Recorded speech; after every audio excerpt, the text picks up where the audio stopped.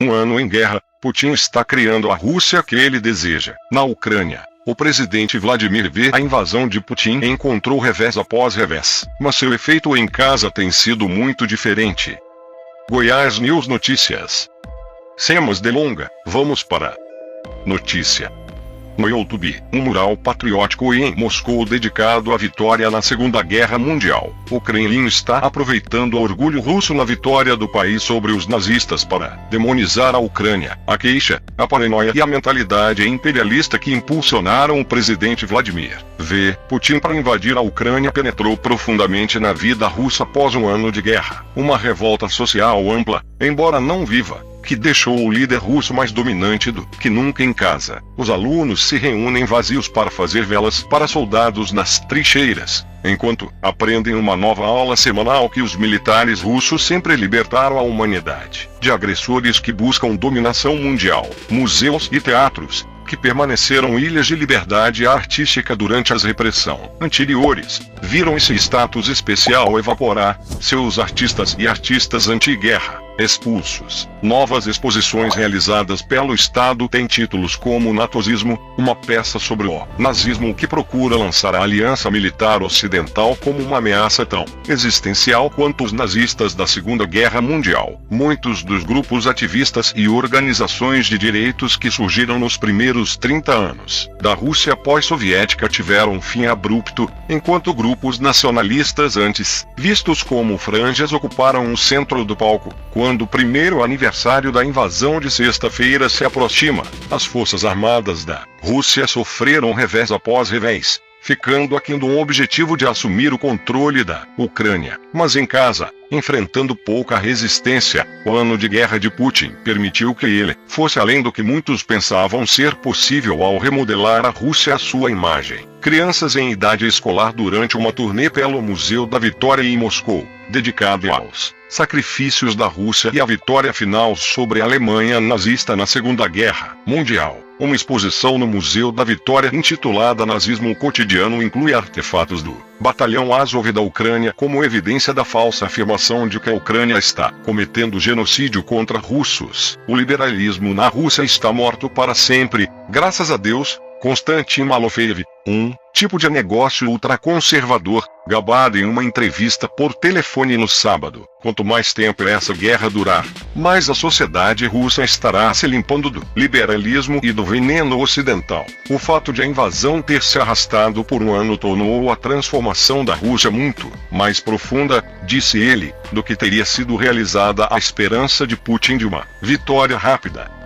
Se o Blitzkrieg tivesse conseguido, nada teria mudado, disse ele. O Kremlin por anos procurou manter Malofeev à distância, mesmo quando financiou separatistas pró-russos no leste da Ucrânia e pediu que a Rússia fosse reformada em um império de valores tradicionais, livre de influência ocidental. Mas isso mudou após a invasão, quando Putin transformou valores tradicionais em um grito de guerra, assinando uma nova lei antiga e, por exemplo, enquanto se denominava como outro Pedro, o Grande, desafiando terras russas perdidas. O estado da guerra a apoio ocidental. Quase um ano depois da guerra, líderes americanos e europeus se comprometeram a permanecer firmes em seu apoio à Ucrânia, em meio a preocupações sobre quanto tempo durará sua determinação. Comentários de Harris. O vice-presidente Kamala Harris declarou que os Estados Unidos haviam concluído formalmente que a Rússia havia cometido crimes contra a humanidade em sua invasão da Ucrânia. Uma toupeira russa na Alemanha. Um diretor do serviço de espionagem da Alemanha foi preso por suspeita de passar informações para a Rússia. Autoridades e aliados alemães se preocupam com a profundidade do problema, reconstruindo a Ucrânia. Como os líderes da Ucrânia traçam planos pós-guerra, as empresas de todo o mundo estão se posicionando para o que poderia ser um esforço de bilhões de dólares. O mais importante, disse Malofeev, os liberais da Rússia foram silenciados ou fugiram do país, enquanto as empresas ocidentais saíram voluntariamente. Para algum de vocês, seguidores do canal, que tenham interesse de fazer algumas compras online, nós temos duas lojas parceiras, uma delas se chama Magalu Jorge Rafaela, a outra é a loja Amazon. Link logo abaixo da descrição. Boas compras. Essa mudança ficou evidente na quarta-feira passada em uma reunião no Garden Ring Road, congestionado em Moscou, onde alguns dos ativistas de direitos mais importantes que permaneceram na Rússia se reuniram para a última de muitas despedidas recentes. O Sakharov Center, um arquivo de direitos humanos que era um centro liberal por décadas, estava abrindo sua última exposição antes de ser forçado a fechar sob uma nova lei. O presidente do centro, Vyacheslav Bakrin, que já foi dissidente soviético, disse à multidão reunida que o que não poderíamos imaginar há 2 anos ou mesmo um ano atrás, está acontecendo hoje. Uma exposição de equipamento militar em Moscou em agosto. A exposição incluía tanques de brinquedos para as crianças dirigirem. Um novo sistema de valores foi construído, disse Alexander Daniel, especialista em dissidentes soviéticos, posteriormente. Valores públicos brutais e arcaicos. Há um ano, quando Washington alertou para uma invasão iminente, a maioria dos russos descartou a possibilidade.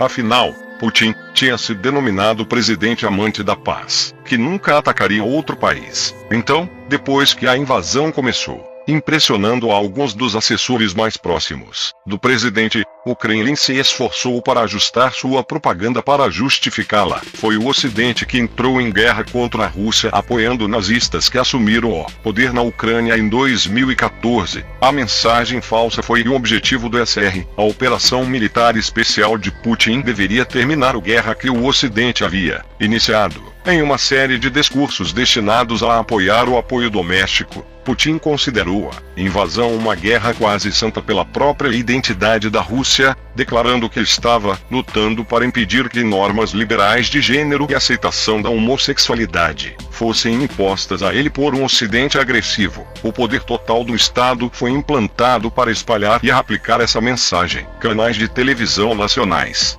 todos controlados pelo Kremlin, abandonaram a programação de entretenimento em favor de mais notícias e programas de entrevistas políticos. As escolas foram instruídas a adicionar uma cerimônia regular de levantamento de bandeiras e educação patriótica.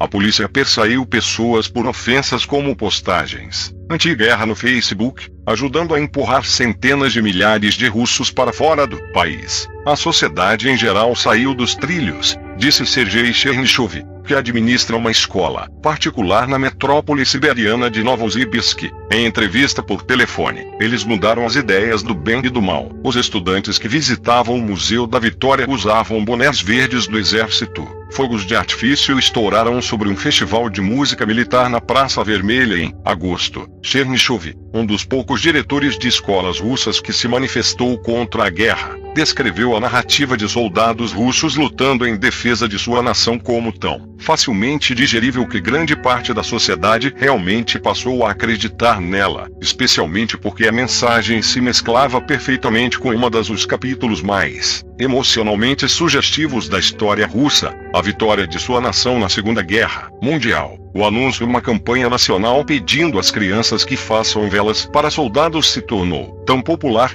disse ele, que qualquer pessoa que o questione em um grupo de bate-papo escolar pode ser chamada de nazista e cúmplice do Ocidente. Ao mesmo tempo, argumentou ele, a vida cotidiana mudou pouco para os russos sem um membro da família lutando na Ucrânia, o que ocultou ou atenuou os custos da guerra. Autoridades ocidentais estimam que pelo menos 200.000 russos foram mortos ou feridos na Ucrânia, um número muito mais sério do que os analistas previram quando a guerra começou. No entanto, a economia sofreu muito menos do que os analistas previram, com as sanções ocidentais não conseguindo reduzir drasticamente a qualidade de vida média dos russos. Mesmo quando muitas bandas ocidentais partiram, acho que uma das observações mais assustadoras é que, na maioria das vezes, nada mudou para as pessoas, disse Chernyshov, descrevendo o ritmo urbano de restaurantes e shows, e seus alunos saindo em encontros.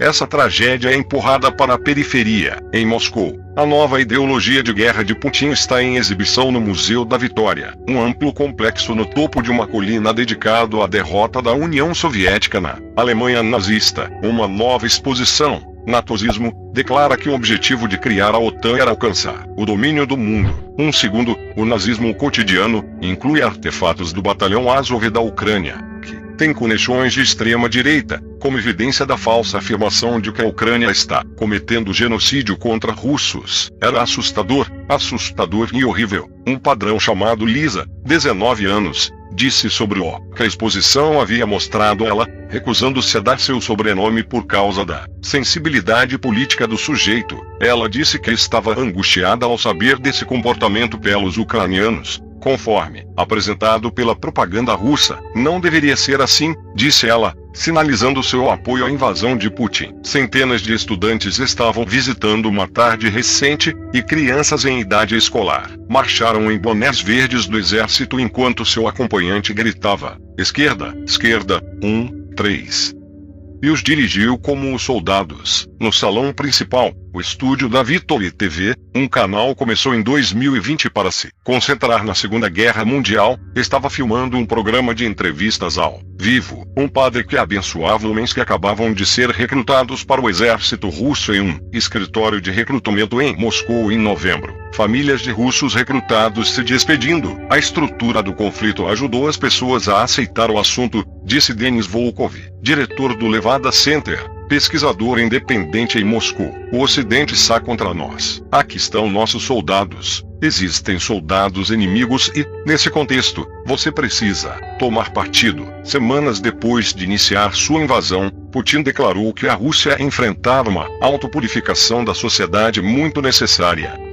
Ele desejou tudo de bom para empresas ocidentais que deixaram o país e disseram que seus departamentos criaram oportunidades únicas de desenvolvimento para empresas russas. Mas em Khabarovsk, uma cidade na fronteira chinesa no extremo oriente da Rússia, Vitaly Blazevich, professora de inglês local, diz que os habitantes locais sentem falta de bandas ocidentais como a Gayamp, a varejista de roupas. Quando se tratava da guerra, ele continuou, a emoção dominante era de aceitação passiva e a esperança de que as coisas terminassem em breve. As pessoas são nostálgicas pelo que acabou sendo os bons tempos, disse ele. Blazevich ensinou em uma universidade estadual de Khabarovsk até ser forçado a renunciar. Na sexta-feira, disse ele, por criticar Putin em uma entrevista no YouTube com a rádio Liberty, o veículo de notícias em língua russa financiado pelos americanos. Eles eram o tipo de comentário que provavelmente não teria sido punido antes da guerra. Agora, ele disse, a repressão do governo à dissidência é como um rolo compressor. Todo mundo está sendo enrolado no asfalto. Malofeev, o magnata conservador, disse que a Rússia ainda precisa de mais um ano para que a sociedade se limpe completamente dos últimos anos do destino. Ele disse que qualquer coisa menos que a vitória na Ucrânia, completa com um desfile em Kiev, ainda pode causar a desfeita de algumas das transformações do ano passado. Se houver um cessar-fogo no decorrer da primavera, ele disse, então um certo retorno liberal é possível. Reserve um momento para compartilhá-lo com sua família e amigos. Eu adoraria ouvir sua opinião sobre este conteúdo na seção de comentários logo abaixo. Até a próxima e obrigado por assistir. Em Moscou, no evento de despedida no Sakharov Center, alguns dos participantes mais velhos observaram que, no arco da história da Rússia, uma repressão do Kremlin à dissidência não era novidade. Ian Rashinsky, presidente do Memorial, o grupo de direitos forçados a se desfazer no final de 2021, disse que os soviéticos proibiram tanto que não havia mais nada a proibir. Mas você não pode proibir as pessoas de pensarem, continuou o Sr. Rashinsky. O que as autoridades estão fazendo hoje não garante longevidade.